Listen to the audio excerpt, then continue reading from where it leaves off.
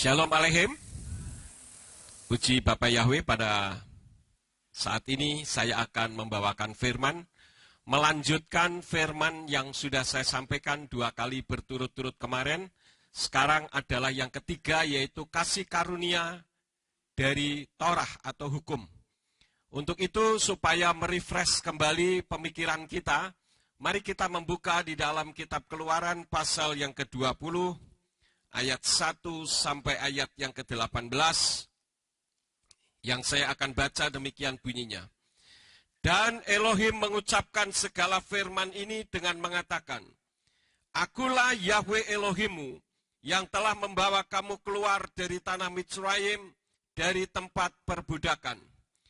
Jangan ada padamu sesembahan-sesembahan lain di hadapanku.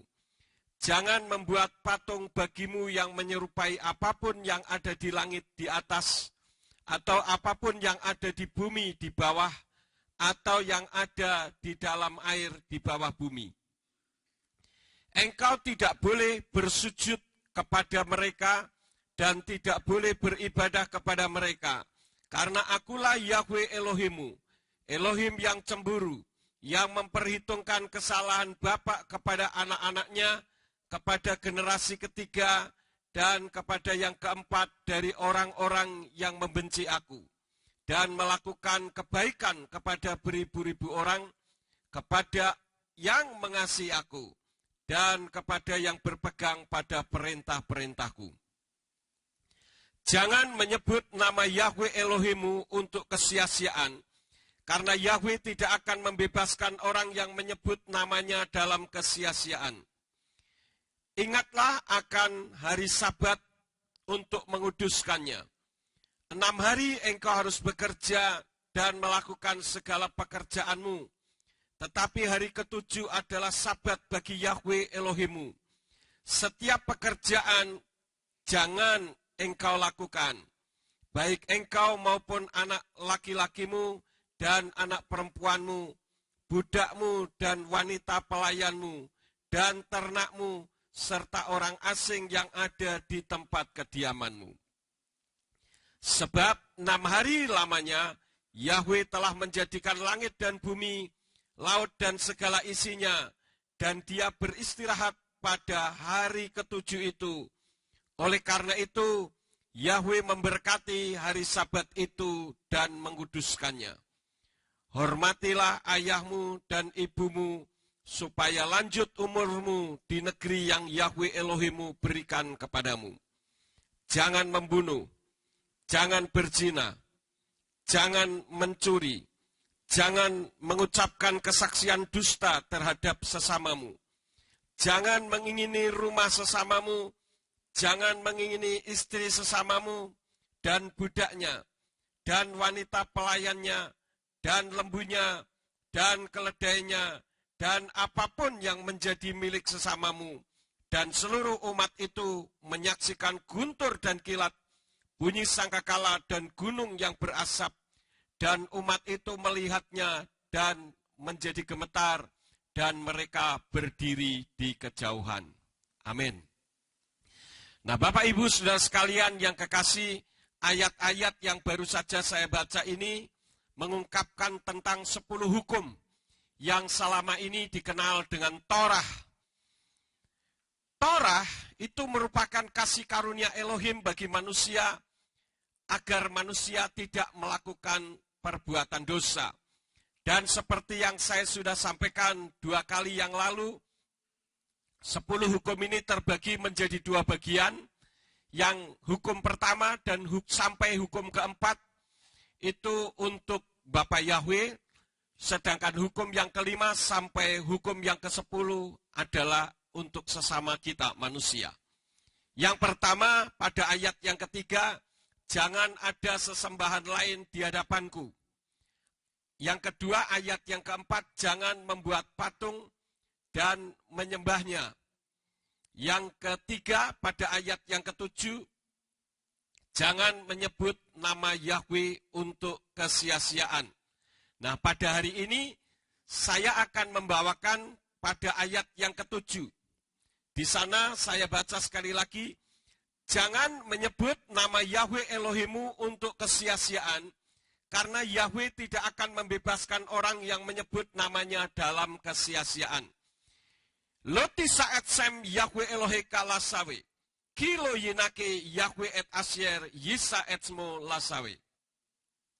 Nah, hari ini kita akan pelajari bersama-sama tentang apa yang dimaksud jangan menyebut nama Yahweh untuk kesia-siaan. Seperti yang saya sudah sampaikan, bahwa orang bisa melakukan Torah itu karena menerima kasih karunia. Jadi jangan diputus antara perjanjian lama dan perjanjian baru. Ada yang mengatakan bahwa sekarang ini kita hidup pada zaman kasih karunia. Artinya Torah sudah tidak berlaku. Padahal pada khotbah saya yang pertama, di sana jelas Yesua mengatakan bahwa dia datang bukan untuk meniadakan Torah. Bahkan satu yod, huruf yang terkecil pun tidak dihilangkan. Kenapa? Karena Yesua itu menggenapi. Jadi orang yang belum mendapatkan kasih karunia, orang itu akan salah sangka terhadap ayat ini. Kalau di situ dikatakan jangan menyebut untuk kesia-siaan, itu bukan berarti tidak boleh menyebut sama sekali. Nah, ini yang seringkali disalahartikan oleh mereka.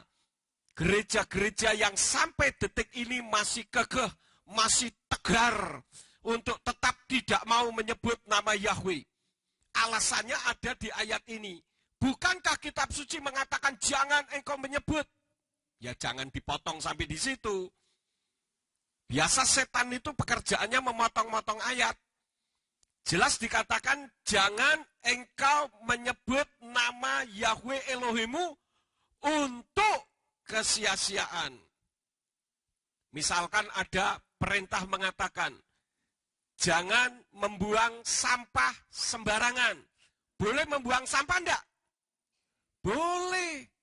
Tetapi membuangnya jangan sembarangan. Jangan menyebut nama Yahweh untuk kesia-siaan. Boleh menyebut enggak? Boleh, tetapi tidak boleh untuk kesia-siaan. Artinya hal-hal yang sia-sia.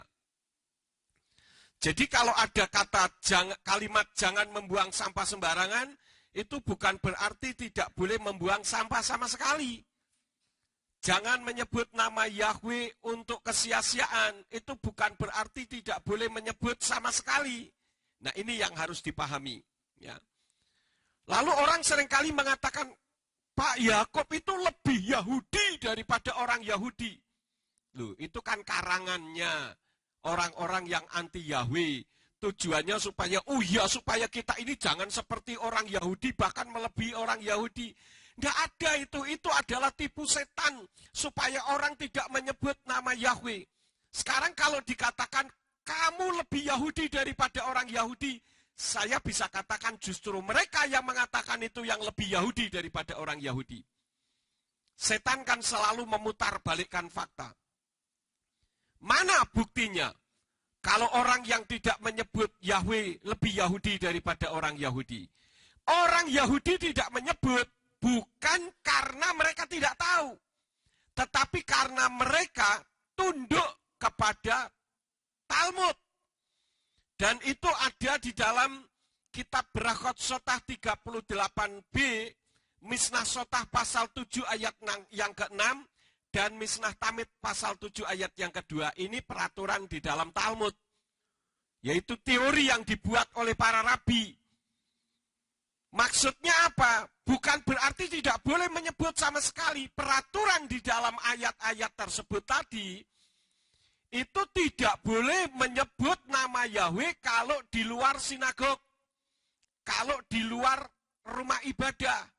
Tetapi kan lebih parahnya sekarang terjadi distorsi yang demikian luar biasa.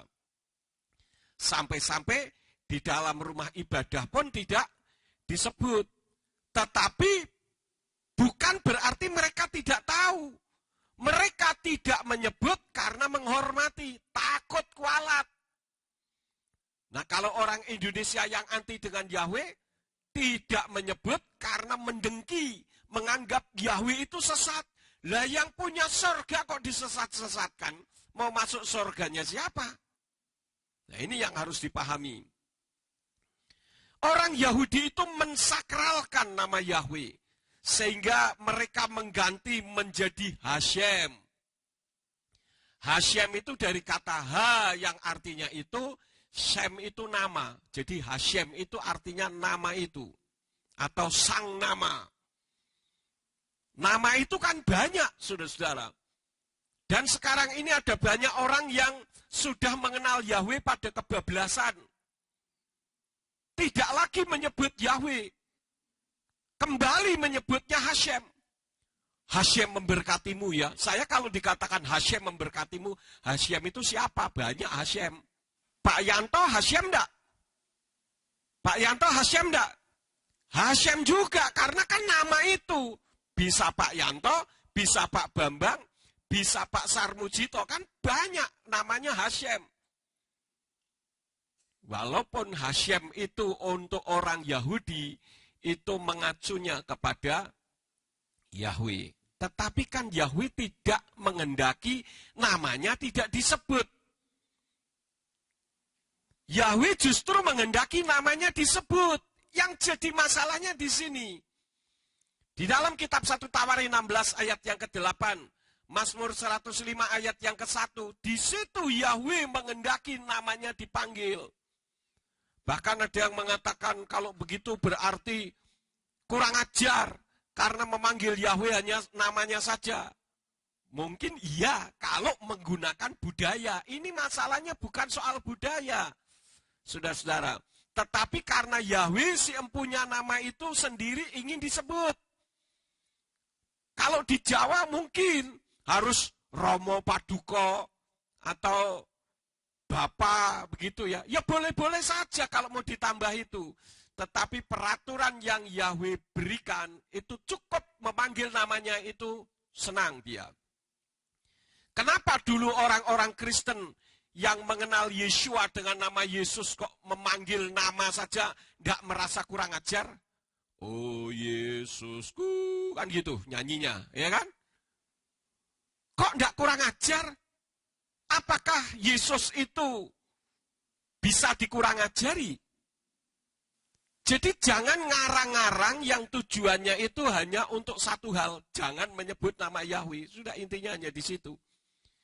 Kalau begitu berarti orang-orang yang berbahasa Inggris juga kurang ajar semuanya. Karena memanggil orang tuanya you atau kamu. Misalkan saya di sini, kemudian ada orang tua datang. Saya tanya, where have you been? Dari mana kamu? Loh, yang diajak ngomong orangnya lebih tua, apakah itu kurang ajar?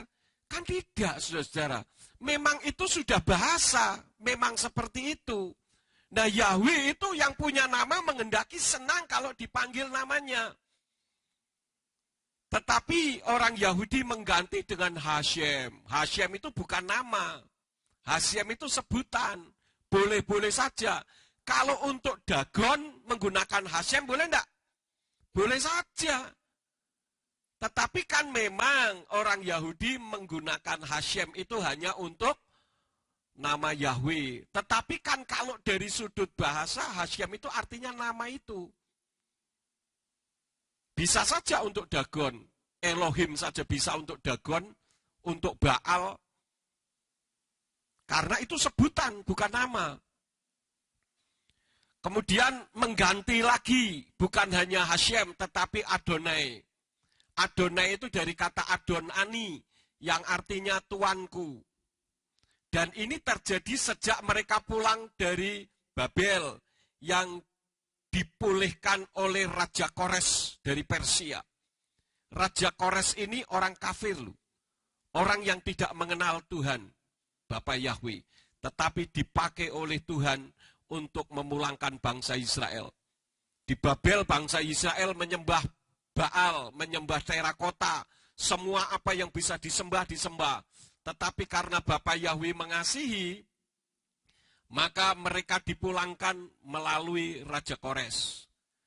Saya yakin seyakin-yakinnya, apabila Indonesia ini, umat Nasrani, tidak kembali kepada jalur yang benar, menyembah kepada Tuhan sesuai dengan apa yang tertulis di dalam kitab sucinya sendiri, saya yakin Tuhan bisa memakai raja-raja Kores di akhir zaman ini untuk memaksa supaya umatnya kembali kepadanya. Tetapi kalau sampai dipaksa begitu kan malu. Ya. Kenapa sih kok mereka mengganti menjadi Adonai atau Hashem? Karena supaya jangan menyebut Yah, karena mereka sangat menghargai. Karena itu untuk angka 15, perlu saudara ketahui bahwa orang Yahudi itu tidak mengenal angka. Karena itu angkanya diwakili dengan huruf. Misalkan kita mengenal ada Alef, Bet, Gimel, Dalet, He, misalkan 5. Maka mereka tidak mengenal angka 1, 2, 3. Angka 1-nya ya Alef, angka 2-nya Bet, angka 3-nya Gimel. Kira-kira seperti itu. Nah kalau 15 itu 10 dan 5. 10 itu diwakili Yod, 5 diwakili He. Kalau Yod sama He membacanya Yah. Karena itulah maka orang Yahudi mengganti angka 15 bukan Yod dan He atau 10 dan 5 tetapi Tet dan Waw, yaitu 9 dan 6. Jumlahnya tetap 15, tetapi itu tujuannya supaya jangan berbunyi Yah karena mereka sangat menghargai. Dan mereka kalau membaca kitab suci itu menggunakan Yad. Yad itu petunjuk yang bentuknya seperti tangan separuh seperti ini, nanti dipegangin sininya untuk membaca. Dan di ujungnya itu bisa diberi emas atau bisa diberi berlian. Tujuannya ketika sedang membaca Torah sampai kepada huruf Yod He Waw He itu tidak merasa kurang ajar karena ini nama yang sangat dahsyat, nama yang luar biasa, dan setan tahu itu, saudara-saudara. Makanya setan berusaha untuk menghilangkannya. Nanti kita akan sampai ke sana. Orang Amerika juga mensakralkan nama Yahweh. Mereka mengganti menjadi Lord, huruf besar semua, dan God, huruf besar semuanya. Tetapi saat mereka ditanya, do you know who is Lord in your Bible? Kamu tahu siapa yang disebut Lord di dalam kitab sucimu itu? Rata-rata mereka tahu bahwa itu Yahweh. Saya pernah ngobrol dengan oma angkatnya Dina, orang bule, tidak bisa bahasa Indonesia. Ya, saya tanya siapa itu Lord. Mereka tahu, saudara-saudara, bahwa yang dimaksud itu adalah Yahweh. Tetapi beda dengan orang Indonesia. Orang Indonesia membuang nama Yahweh, sehingga mengganti dengan tujuan bukan untuk menghormati, tetapi untuk menghindari nama itu. Ini beda sekali kasusnya dengan orang Yahudi. Karena itu orang Indonesia yang pertama mengganti menjadi Tuhan, T-U-H-A-N, huruf besar semua, dan Allah, huruf besar semuanya. Ini di dalam perjanjian lama. Bukan hanya itu, juga di dalam perjanjian baru diganti menjadi Tuhan, hanya T-nya saja yang huruf besar, dan Allah hanya A-nya saja yang huruf besar. Karena itu orang tidak mengenal nama Yahweh, sehingga dianggap menyebut nama Yahweh itu semacam aliran atau sekte yang pernah dilarang di Indonesia. Dan sekarang sejak zaman Gus Dur sudah diresmikan. Coba orang yang teriak-teriak itu berani mengatakan bahwa sekte yang dulu itu dikatakan sesat, berani sekarang mengatakan sesat, bisa masuk penjara, saudara-saudara. Ya. Kita itu jangan gampang-gampang ngomong sesat. Kita harus tahu apa sih definisi sesat.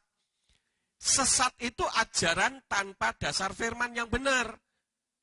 Lah kami ini kan mengajarkan ajaran firman justru dari kitab yang aslinya yang berbahasa Ibrani.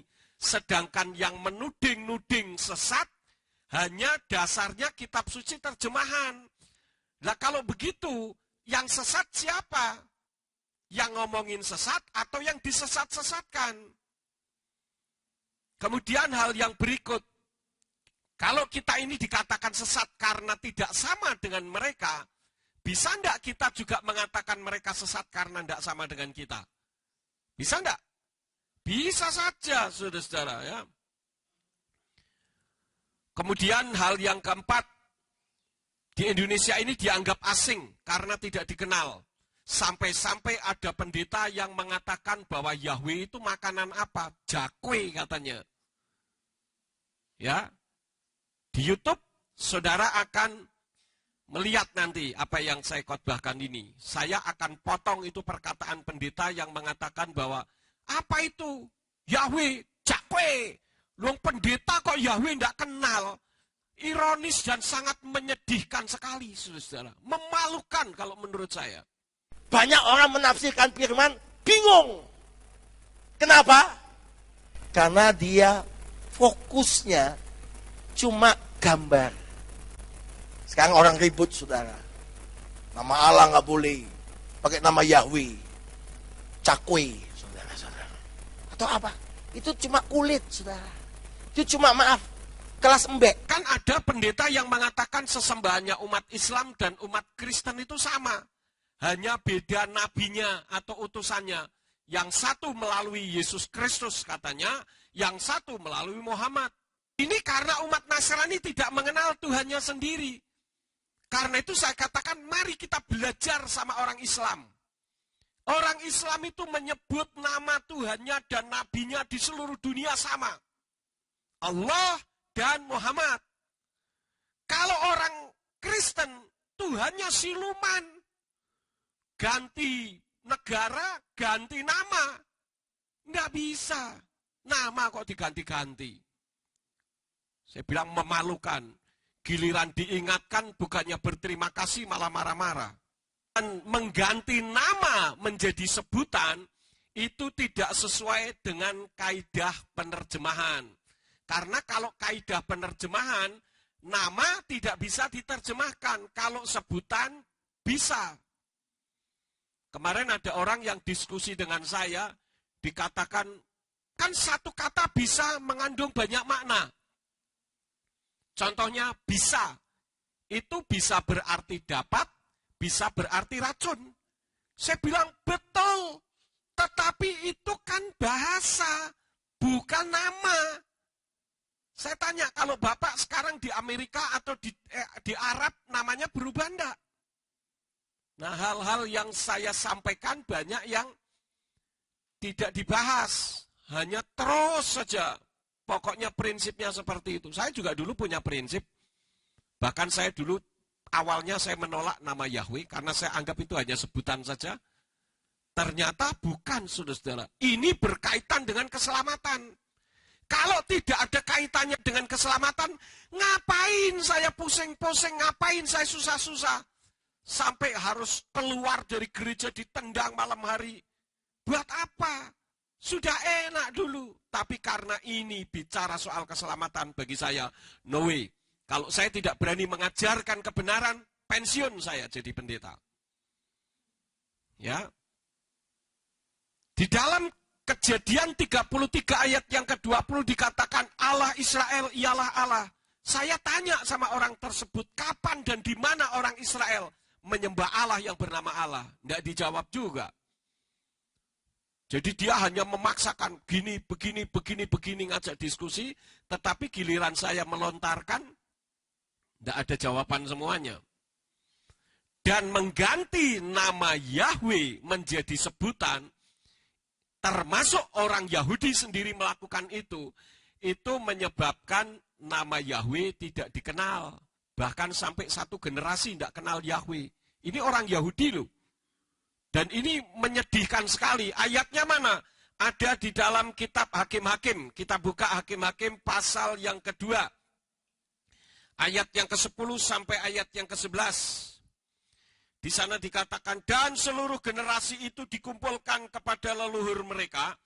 Lalu bangkitlah generasi lain sesudah mereka yang tidak mengenal Yahweh dan juga perbuatan yang telah dia lakukan bagi Israel. Ayat 11, lalu Bani Israel melakukan apa yang jahat di mata Yahweh dan mereka melayani Baal. Karena nama Yahweh tidak dikenal, menyebabkan mereka melayani Baal. Nah, di Indonesia pun seperti itu. Karena kitab sucinya diterjemahkan, nama ikut-ikut diterjemahkan, sebetulnya nama tidak perlu diterjemahkan. Menyebabkan, kalau saya boleh katakan, Tuhannya umat Nasrani itu siluman. Contoh, di Sumatera Utara, mereka menyebut dengan Debata Mulajadi Nabolon. Dulu yang ada di pikiran saya, Debata Mulajadi Nabolon itu sama dengan Yahweh.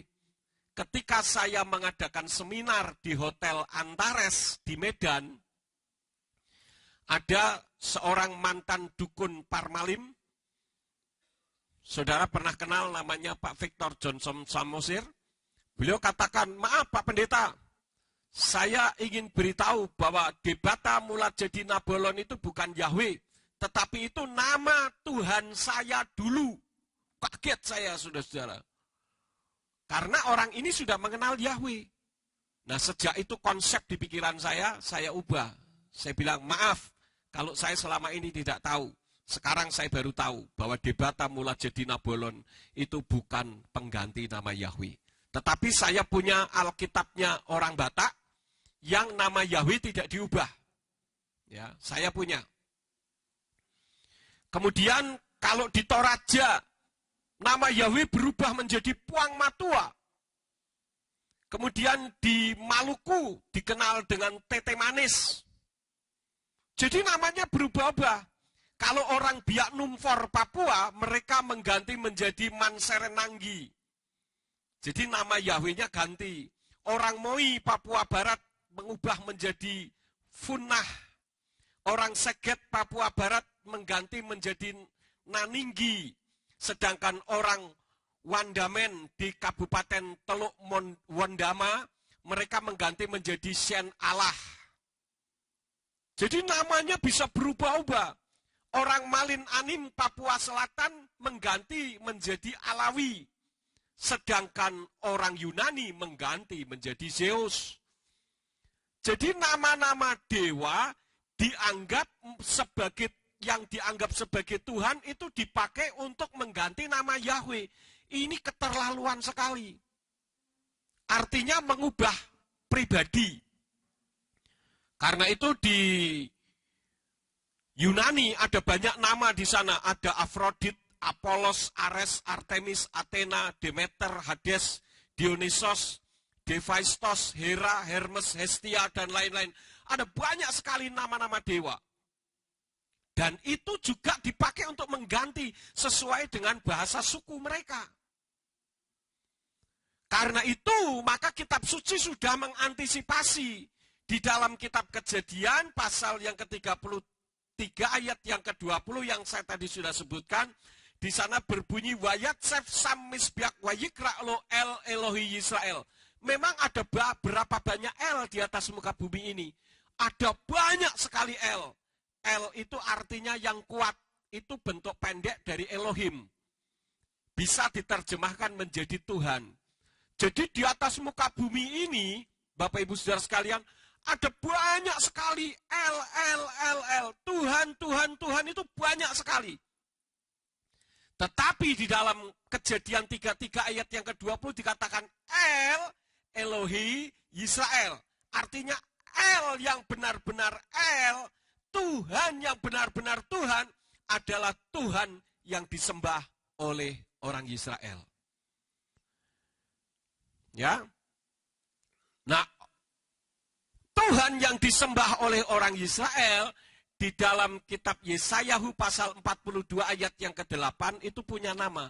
Ani Yahweh Husmi. Aku Yahweh itu namaku. Artinya dia memperkenalkan dirinya. Dan saya sudah pernah sampaikan bahwa Yahweh memperkenalkan dirinya itu bukan karena diberi nama oleh Mose, tetapi diberi nama oleh dirinya sendiri. Saya akan coba cari di dalam kitab Yeremiyahu atau Yeremia. Ya, Yeremiyahu atau Yeremia pasal yang ke-32 ayat yang ke-20. Di sana berbunyi, sebab engkau yang telah menaruh tanda-tanda dan keajaiban-keajaiban di tanah Mitsraim sampai pada hari ini, dan di Israel serta di antara manusia. Dan perhatikan, engkau telah membuat nama bagimu seperti pada hari ini. Engkau telah membuat nama bagimu sampai pada hari ini. Jadi yang memberi nama Yahweh siapa? Dirinya sendiri. Saya pernah diskusi dengan pendeta lulusan Amerika, Fuller Theological Seminary. Namanya tidak perlu saya sebut, titelnya doktor. Dia bilang begini, Pak Yakub, Tuhan itu tidak punya nama. Makanya di dalam Keluaran pasal 3 ayat yang ke-14 katakan bahwa Ehye Aser Ehye. Kok bisa begitu, Pak? Saya mau tanya. Pak Yakub, you punya nama, siapa yang beri nama? Saya bilang papa mama saya. Papa mama you punya nama. Siapa yang beri nama? Kakek nenek saya. Lah kakek nenek you punya nama. Siapa yang beri nama? Papa mama kakek nenek saya. Lah papa mama kakek nenek you punya nama. Siapa yang beri nama? Kakek nenek dari kakek nenek saya. Nah ini kalau diteruskan ke atas, bermimil mulutnya, saudara-saudara. Sekarang saya tanya, kalau sampai di atas, siapa yang memberi nama? Ya enggak ada. Nah, benar kan? Yahweh enggak ada namanya. Ya benar kalau cara mikirnya seperti itu, Pak. Saya bilang, Yahweh itu memberi nama bagi dirinya sendiri. Saya tunjukkan ayatnya ini. Diam, saudara-saudara. Mereka yang menentang nama Yahweh itu karena apa? Mereka antipati dengan nama Yahweh. Sehingga ketika ditunjukkan selalu berusaha untuk mencari dalih yang intinya Yahweh tidak disebut. Ada yang mengatakan perjanjian baru aslinya Yunani. Saya hanya ajak untuk berpikir dengan logika, dengan otak, kalau kita punya otak. Di dalam kitab suci perjanjian baru, ada nama-nama orang yang ditulis di dalam perjanjian lama. Abraham, Yitzhak, Yakub, Sarah, kemudian siapa lagi? Rachel, siapa lagi? Daud. Kan banyak nama-nama yang tertulis dalam perjanjian lama, ditulis dalam perjanjian baru. Ini orang loh, saudara. Orangnya sudah mati. Lah kok namanya masih ada? Yahweh yang tidak pernah mati, kekal, dari kekal sampai kekal. Lah kok lenyap? Ini kan tidak masuk akal. Itulah cara kerja setan. Dan Yahweh yang menyatakan namanya itu di dalam Yesayahu 42 ayat yang ke-8 tadi, dia menjadi manusia. Kita lihat di dalam kitab Yohanan atau Yohanes pasal yang ke-1, ayatnya yang ke-14. Dan firman itu sudah menjadi daging dan berdiam di antara kita, dan kita telah melihat kemuliaannya, yaitu kemuliaan sebagai yang tunggal dari Bapa, penuh anugerah dan kebenaran. Jadi firman menjadi manusia. Namanya siapa? Di dalam Matius 1 ayat yang ke-21 katakan, Wahi yoladet ben wakarata etsmo Yeshua kihu Yosia et amo mekatotehem. Jadi namanya adalah Yeshua. Ini juga ada orang yang kebablasan. Namanya itu bukan Yeshua, tapi Yahshua katanya. Kenapa? Kan Bapak mengatakan Yahweh dengan juru selamat itu satu. Jadi kalau Yahweh ya seharusnya Yahshua, namanya harus tetap Yah. Saya bilang Yod, Sin, Waw, Ayin yang dibaca Yeshua, Yodnya itu mengganti nama Yahweh. Sekali lagi karena orang Yahudi itu begitu menghormati Yahweh, maka Yod itu sudah menggantikan nama Yahweh, apalagi Yod dan He yang berbunyi Yah. Maka itu di dalam kitab Dutilet Hebrew, nama Yahweh ditulisnya Yod-Yod, bacanya Yeyah. Jadi Yodnya itu sudah mewakili Yahweh. Sin Waw Ayin itu membacanya Shua. Jadi Yod Sin Waw Ayin itu artinya Yahweh Shua. Yahweh menyelamatkan. Tapi kalau Yod digabung dengan sin waw ayin, membacanya jadi Yeshua, tidak pernah membaca Yasua. Yasua itu huruf Ibraninya Yod He, sin waw ayin.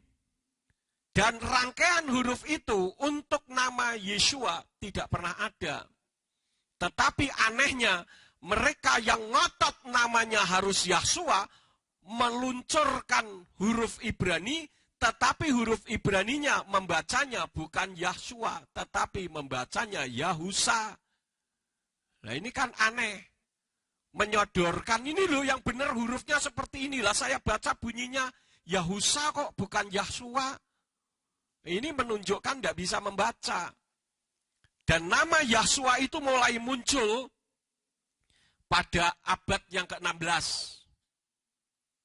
Yang dimunculkan oleh sekte Renaissance yang ada di Eropa.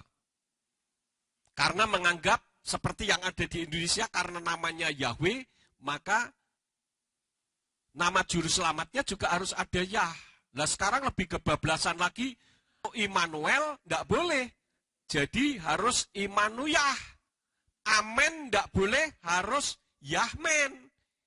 Yokanan tidak boleh, harus Yahkanan. Nanti ada Yah kiri. Kemudian Yoses tidak boleh, harus Yahses. Lah repot kalau semuanya harus Yah. Nah sekarang kalau Muhammadiyah bagaimana? Puyeng nanti. Semua harus Yah. Tidak bisa begitu. Ya, kita harus bisa berargumentasi sesuai dengan teologia. Bukan asal pokoknya. Nah saya katakan begini. Kepada orang yang memaksakan saya itu. Dia sering telepon-telepon ke saya. Ya, kalau sudah telepon itu sampai 1 jam. Ini dulu pernah jadi gembala di Amerika, di Denver, katanya. Saya tidak perlu sebut nama, nanti saya dituntut lagi. Sekarang ada di Indonesia, dia ada di Sumatera Utara sono. Dia kalau nelpon sama saya itu sampai 1 jam, hanya untuk supaya saya tidak pakai Yahshua, tetapi pakai enggak pakai Yeshua, tapi pakai Yahshua. Dulu kan kita pernah pakai Yahshua kan? Ya, itu karena saya belum tahu. Kita pernah nyetak buku, saya tarik lagi karena itu keliru. Dan kitab suci akar Ibrani, Hebraic Root Version, awalnya juga pakai Yahshua, tetapi kemudian menjadi Yeshua. Mungkin penyelidikannya sama dengan saya. Dia ngomong 1 jam, tapi giliran tidak ketemu, ya, tidak bisa mengubah saya, ngutuki saya, dasar setan, iblis, utusan iblis katanya. Tapi Tuhan izinkan pernah ketemu sama saya, duduk di samping saya, naik pesawat terbang dari Surabaya menuju ke Manado. Ya. Tidak berani itu ngomong soal Yeshua, saudara-saudara. Malah dia nanya, Pak Yakub, anaknya di Amerika sudah berapa lama, tinggalnya di mana, selama perjalanan saya tidak bisa istirahat. Karena diajak ngomong, terus tujuannya supaya saya jangan ngomong soal Yeshua. Mungkin kalau ngomong Yeshua, pesawat oleng kali. Saya hanya tanya satu begini, Pak, saya hanya tanya satu saja. Yahshua itu huruf Ibraninya apa saja rangkaiannya, dan adanya di ayat mana? Tunjukkan saya satu saja. Ya. Kalau ada, saya pakai Yahshua, Bapak saya sembah sisan. Dan tidak ada, bagaimana? Kalau tidak ada, jangan diada-adakan. Saya mau tanya, saudara percaya kalau kitab suci ini ditulis, diilhami oleh Ruach HaKodes? Amin? Nah, pertanyaan yang kedua. Percayakah bahwa kitab yang diilhami oleh Ruach HaKodes itu tidak bisa salah? Ulang sekali lagi ya. Saudara percaya bahwa kitab ini diilhami oleh Ruach HaKodes? Bukan yang ini maksud saya ya, tapi ini anggap saja ini kitab yang berbahasa Ibrani yang ada di kantor saya. Anggap saja ini kitab berbahasa Ibrani. Ini diilhami oleh Ruach HaKodes. Percaya? Percayakah kalau ditulis, kalau diilhami oleh Ruach HaKodes itu berarti tidak ada kesalahan? Nah, percaya kan? Lah sekarang perhatikan, kalau ini dikatakan diilhami oleh Ruach HaKodes, hurufnya itu Yod, Sin, Waw, Ayin, yang membacanya Yeshua, kok jadi Yahshua? Yang salah itu yang nulis, yang diilhami oleh roh, atau yang memaksakan kehendak? Kan gampang saja, saudara-saudara. Bagi saya tidak masalah kok. Kalau hurufnya itu bisa berbunyi Yahshua, saya pakai Yahshua. Gampang. Lah kok ngutuk-ngutuk, ya repot, saudara-saudara. Ya. Dan di dalam kitab Matius pasal 1 ayat yang ke-23, Elohim itu berdiam di dalam kita yang disebut Immanuel. Iman anaknu Elohim. Elohim di dalam kita. Pada saat itu Elohim beserta kita karena bersama dengan murid-murid. Tetapi iman anaknu Elohim itu artinya Elohim di dalam kita. Dia manunggal menjadi satu di dalam kita. Dia memberikan bimbingan, memberi rahmani dan rahimi, istilahnya begitu. Supaya kita yang tidak tahu bisa menjadi tahu. 1 Yohanes 5 ayat yang ke-7, Bapa, Firman, dan Ruach HaKodes itu satu adanya. Jadi kita Tuhannya cuman satu, tidak ada tiga. Ya. Istilah Tritunggal tidak pernah ada di dalam kitab suci kita. Itu adalah dibentuk oleh bapak-bapak gereja, tujuannya untuk menyatakan kebagaimanaan Tuhan. Artinya Tuhan itu bagaimana toh? Bukan keberapaan Tuhan. Karena Tuhan itu tidak ada berapa, cuma satu. Tapi dia bermanifestasi dalam 3 wujud. Dalam roh, dia disebut Bapa, yaitu Yahweh. Dalam wujud manusia, dia dipanggil Yeshua, Yeshua HaMashiach. Tetapi ini pribadi yang sama, hanya wujudnya saja manusia. Jadi ketika Yahweh turun ke dalam dunia, bukan berarti sorganya kosong. Yahweh itu Tuhan, dia mau menjadi apa saja dan menjadi berapa saja, istilahnya tidak masalah. Maka itu saya katakan Yeshua itu bukan manusia, hanya wujudnya saja manusia. Karena tidak pernah ada manusia dilahirkan tanpa percampuran benih spermatozoid dengan ovum. Kalau ada orang yang dilahirkan tanpa benih spermatozoid dengan ovum, itu namanya monster. Ada orang bilang, Pak itu hamil karena kemarin hubungan dengan jin. Jin kepala hitam. Di Bapa, Putra, dan Roh itu satu adanya. Ya. Larangan menyebut untuk kesia-siaan itu seperti contoh yang pertama. Pak Cito, saya hutang uangnya dok 1 juta. Dalam nama Bapak Yahweh 1 minggu saya bayar. Nah ini namanya menggunakan nama Yahweh untuk kesia-siaan. Untuk bercanda misalkan. Nah ini orang-orang bule juga kurang ajar. Ya, kalau astaga mereka ngomong apa? Jesus Christ. Kan gitu. Orang bule kalau kaget kan gitu, Jesus Christ. Itu menggunakan nama dengan sembarangan, itu tidak boleh. Atau untuk berbohong dalam nama Yahweh, saya tidak melakukan. Ya, itu menggunakan nama Yahweh untuk kesia-siaan. Karena itu kitab suci katakan apa? Kalau iya katakan ya, tidak katakan tidak, lebih daripada itu berasal dari yang jahat. Ya. Kemudian untuk bersumpah, kita membuka ayatnya di dalam kitab Matius pasal yang ke-5, ayatnya yang ke-34. Di sana dikatakan apa? Namun aku berkata kepadamu, janganlah sekali-kali bersumpah entah demi sorga, karena itu adalah tahta Elohim. Atau demi bumi, karena itu adalah tumpuan kakinya, ataupun demi Yerusalem, karena itu adalah kota raja yang besar. Kemudian ayat yang ke-37, akan tetapi biarlah perkataanmu ya jika ya, tidak jika tidak. Dan yang selebihnya hal itu berasal dari yang jahat. Simpel saja. Jadi tidak boleh bersumpah. Dan tidak dilarang disebut namanya. Tadi saya sudah sebutkan ayatnya. Mazmur 105 ayat 1, 1 Tawarin 16 ayat yang ke-8 justru Tuhan memerintahkan untuk namanya disebut. Selain daripada itu, tujuannya supaya ingat, kita membuka di dalam kitab Ulangan pasal yang ke-6.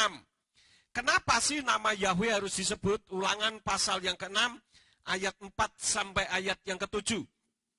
Dengarkanlah hai Israel, Yahweh Elohim kita, Yahweh itu Esa. Kasihlah Yahweh Elohimu dengan segenap hatimu dan dengan segenap jiwamu dan dengan segenap kekuatanmu. Dan perintah-perintah yang aku perintahkan kepadamu hari ini, camkanlah di dalam hatimu. Haruslah engkau menanamkannya kepada anak-anakmu dan membicarakannya ketika engkau duduk di rumahmu, ketika engkau sedang berjalan di jalan, ketika engkau berbaring, dan ketika engkau bangun.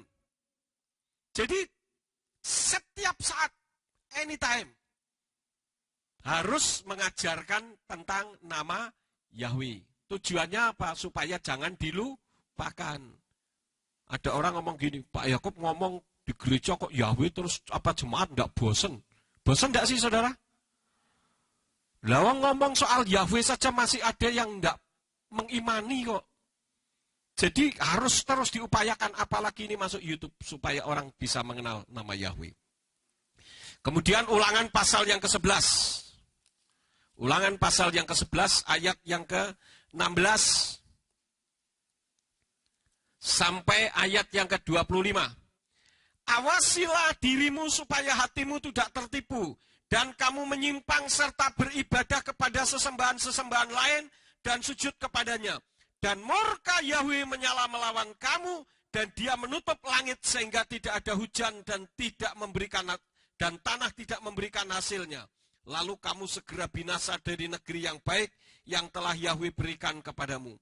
Dan kamu harus menaruh perkataan ini di dalam hatimu dan di dalam jiwamu, dan harus mengikatkannya sebagai tanda pada tanganmu, dan itu harus menjadi lambang di dahimu. Dan kamu harus mengajarkannya kepada anak-anakmu dengan membicarakannya apabila engkau duduk di rumahmu, dan apabila engkau sedang dalam perjalanan, apabila engkau berbaring, dan apabila engkau bangun. Dan engkau harus menuliskannya pada tiang pintu rumahmu dan pada gerbangmu, supaya bertambah banyak umurmu dan umur anak-anakmu di negeri yang Yahweh telah bersumpah kepada leluhurmu untuk memberikannya kepada mereka selama langit mengatasi bumi.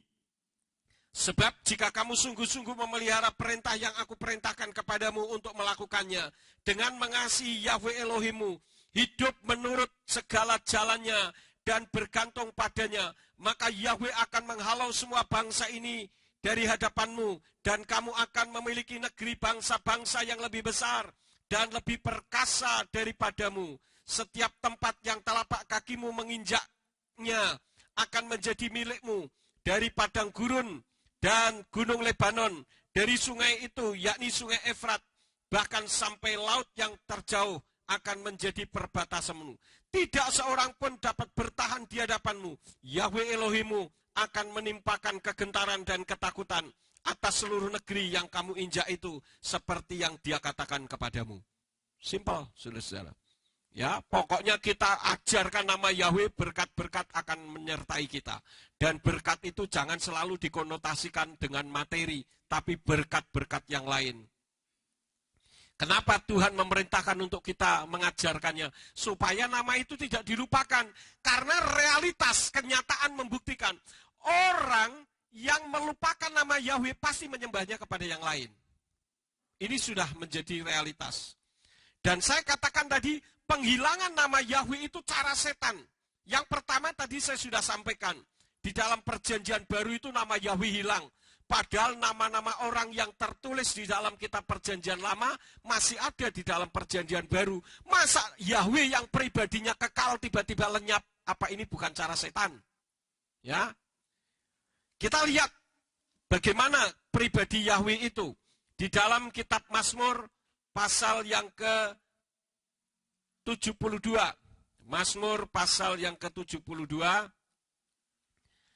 Ayat yang ke-18. Dan 19. Diberkatilah Yahweh Elohim Israel, yang melakukan perbuatan ajaib seorang diri, dan diberkatilah namanya yang mulia selama-lamanya. dan seluruh bumi dipenuhi oleh kemuliaannya. Amin, ya amin. Jadi namanya itu kekal. Lawang namanya kekal kok perjanjian baru lenyap begitu saja. Pak Harto itu loh, presiden kita, sudah mati saja, namanya masih disebut-sebut. Lah kok Yahweh namanya dihilangkan, enak men. Ini kan tidak masuk akal, saudara-saudara. Ini yang pertama. Karena memang orang mengatakan perjanjian baru aslinya Yunani, itu tujuannya karena Yunani itu mengganti nama Yahweh menjadi Kurios. Loh, perjanjian baru kan aslinya Yunani. Artinya nama Yahweh bisa diganti menjadi Kurios. Maka di Indonesia bisa mengganti menjadi Allah. Ini ngawur, saudara-saudara. Sejak Septuaginta, perjanjian lama dalam bahasa Yunani, nama Yahweh itu sudah diganti Kurios. Dan itu pun katanya tujuannya menghormati. Karena dibuat oleh rabi-rabi sebanyak 7 perang. Tetapi kan bukan berarti namanya hilang. Seharusnya nama tidak boleh hilang. Kemudian yang kedua, penghilangan nama Yahweh itu cara setan dengan memakai para tokoh teologia atau nabi palsu. Di dalam kitab Yirmiyahu pasal yang ke-23, kita lihat Yirmiyahu pasal yang ke-23. Jadi orang yang menghilangkan nama Yahweh itu nabi palsu. Jangan saudara ngamuk sama saya, ngamuk sama Alkitab, sama kitab saudara itu.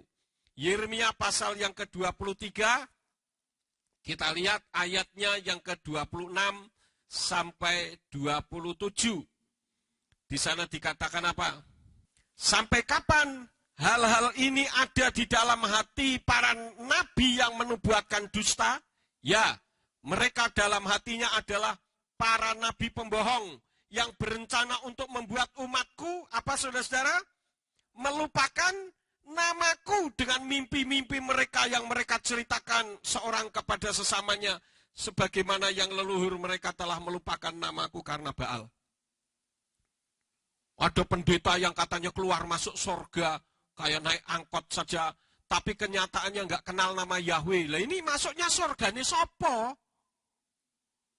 Kalau masuk surga tempat di mana Yahweh ada, kira-kira ketemu Bapak Yahweh enggak? Ya ketemulah. Ketemu sama pemiliknya. Kalau saudara pergi ke rumah saya saja, kalau masuk ke rumah saya, pasti kalau enggak ada saya ya ada keluarga saya, entah Bu Yakob, entah yang lain, kan begitu. Nah kalau mengatakan saya masuk surga tapi enggak kenal Yahweh, bahkan menolak Yahweh, lah ini keliru, kesasar, nyasar tempat. Dan dikatakan tadi, orang yang seperti itu adalah nabi palsu, saudara. Ya. Jadi jangan sampai setan memakai saudara yang nonton ini. Sehingga saudara menjadi nabi palsu. Dan itu juga antikris. Pak Yakob ngomong seenaknya saja. Loh, orang yang melupakan nama Yahweh, itu antikris. Perhatikan dengan baik. Coba kita membuka ayatnya. 1 Yohanes.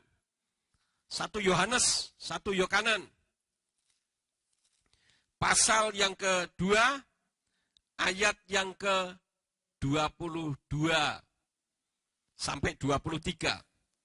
Siapa pendusta itu jika bukan dia yang menyangkal Yesua itu bukan Mesias? Inilah apa saudara-saudara? Antikristus, Soten Hamasiah, anti Hamasiah, yang menyangkal Bapa dan Putra. Setiap orang yang menyangkal Putra, dia juga tidak memiliki Bapa. Yang tidak mengakui Putra, dia juga tidak memiliki Bapa. Nah kalau menyangkal Bapa, berarti juga tidak memiliki Putra. Ngeri sekali saudara-saudara. Jadi menolak Yahweh itu nabi palsu dan antikris. Perhatikan ini. Ya, bukan saya yang ngomong. Saudara tidak usah ngamuk sama saya. Ngamuk sama kitab suci saudara sendiri itu. Kemudian yang ketiga, memakai orang Yahudi sendiri. Sehingga mereka lebih taat Talmud daripada firman. Tadi saya sudah sebutkan akibatnya.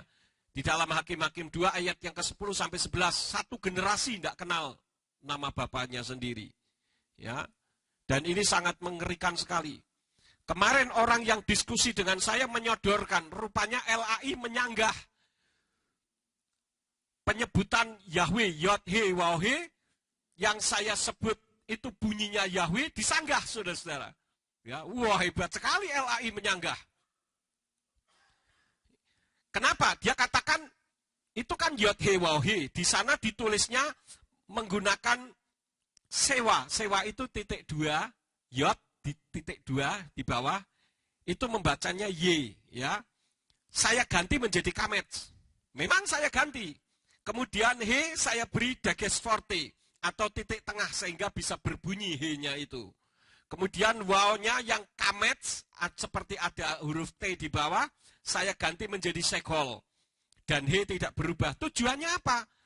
Supaya bisa bunyinya Yahweh. Karena kalau tidak diubah begitu bunyinya Yehuwah. Dia bilang ini kan yang benar Yehuwah. Saya gampang saja bilang, Anda tanda baca diubah disalahkan. Lah Anda mengubah nama kok menengahi. Lebih parah mana? Mengubah tanda baca itu kan supaya lebih menjelaskan bahwa namanya kalau Yod-He ya membunyikannya Yah, bukan Y. Kenapa mereka menggunakan Y? Karena mereka sangat menghormati nama Yahweh. Tapi karena hurufnya Yod dan He, mereka tidak berani mengganti. Maka mereka mengganti dengan tanda baca. Diberi sewa. Titik 2 sehingga bacanya Y. Nah saya kembalikan supaya berbunyi Yahweh. Disalahkan sama LAI. Tapi LAI mengganti nama, lah kok diem-diem saja dianggap legal. Yang salah siapa? Coba. Ya, biarin ini didengar sama LAI. Kalau mengganti tanda baca saja disalahkan, masa mengganti nama tidak salah? Saya bilang, aneh luar biasa. Nama berubah berarti pribadinya berubah enggak? Ora popo. Asal lo jadi ganti tanda bacanya. Nalarnya itu di mana gitu loh. Kadang gregetan juga saya. Kenapa? Karena LAI telah dipakai setan untuk melupakan nama Yahweh. Ayo, kalau enggak terima, boleh tuntut saya. Ya. Karena memang seperti itu. Jadi kita ini belajar kebenaran, ngomong ya, tidak, jangan mencela-mencele. Tanda baca saja dipermasalahkan, nama diganti tidak dipermasalahkan. Apa karena titelnya berderet-deret dari ujung barat sampai ujung timur sehingga dianggap semua benar? Bagi saya no way ya. Orang kemarin tanya, Pak Yakob teologianya menganut siapa? Saya bilang saya tidak menganut pendeta siapapun dan teologi manapun. Yang saya anut adalah kitab suci yang benar. Kalau enggak, buat apa saya melayani Tuhan? Jadi kalau kita, saudara dan saya bisa memanggil nama Yahweh, itu karena kasih karunia. Seperti yang tadi saya katakan di judulnya bahwa kasih karunia Torah. Torah bisa kita lakukan, jangan engkau menyebut nama Yahweh Elohimu dengan sembarangan. Itu hanya bisa dilakukan oleh orang yang menerima kasih karunia. Ada di mana? Yirmiyahu pasal yang ke-24. Yirmiyahu pasal yang ke-24 ayat yang ke-7. Aku akan memberikan mereka sebuah hati untuk mengenal aku, bahwa akulah Yahweh, dan mereka akan menjadi umatku, dan aku akan menjadi Elohim mereka, sebab mereka akan kembali kepadaku dengan segenap hati. Ini kasih karunia dari Yahweh. Tetapi karena Yahweh itu juga Yeshua, Yeshua juga memberi kasih karunia. Tertulis di dalam kitab Matius pasal yang ke-11. Matius pasal yang ke-11, ayatnya yang ke-27. Segala sesuatu sudah diserahkan kepadaku oleh Bapakku, dan tidak seorang pun mengenal putra sepenuhnya selain Bapa, juga tidak seorang pun mengenal Bapa sepenuhnya selain putra, dan kepada siapa yang sekiranya putra itu kehendaki untuk menyingkapkannya. Jadi kita bisa mengenal Torah, jangan menyebut nama Yahweh Elohimu dengan sembarangan karena kita menerima kasih karunia. Jadi orang yang mengatakan menyembah Yahweh itu kembali ke perjanjian lama, justru yang ngomong yang kembali ke perjanjian lama karena belum menerima kasih karunia. Padahal di perjanjian lama juga ada kasih karunia. Tergantung kita mau enggak. Kalau saudara yang melihat ini, kemudian saudara menerima, berarti saudara siap untuk menerima kasih karunia dari Elohim. Kalau enggak, ya enggak tahu. Ya, karena itu saya katakan bahwa masalah nama Yahweh ini menyangkut keselamatan dulu ya. Pada saat orang mengatakan menolak Yahweh tidak selamat. Saya bilang, waduh, keras sekali omongan ini. Tapi setelah saya selidiki ternyata itu benar. Ya, di dalam Kisah 2 ayat yang ke-21 dikatakan, wahaya kol asyar yikra vesem Yahweh yimalet. Dan barang siapa yang berseru dalam nama Yahweh akan diselamatkan. Itu sama dengan Roma 10 ayat 13. Kikol asyar yikra vesem Yahweh yimalet. Dan barang siapa yang berseru dalam nama Yahweh akan diselamatkan. Kalau tidak ada kaitannya keselamatan, ngapain saya posing-posing tentang nama? Nama aja kok dipermasalahkan, katanya orang mereka yang anti dengan nama Yahweh. Nah sekarang kalau nama tidak diselamatkan, tidak usah menyembah Yesus. Menyembah saja yang lain. Kalau saudara mendoakan orang sakit, pakai nama saudara. Dalam nama Yakub Sulistyo, sembuh. Sampai mulutnya doer, tidak bakalan sembuh. Wong Yakub tidak punya kuasa, yang punya kuasa adalah Bapa Yahweh Besem Yeshua Hamasya Beruah HaKodes. Amin.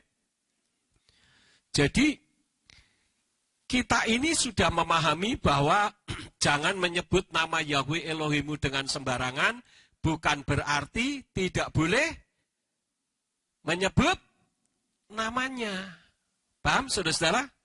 Paham? Ya, oke. Saya tidak akan memperpanjang.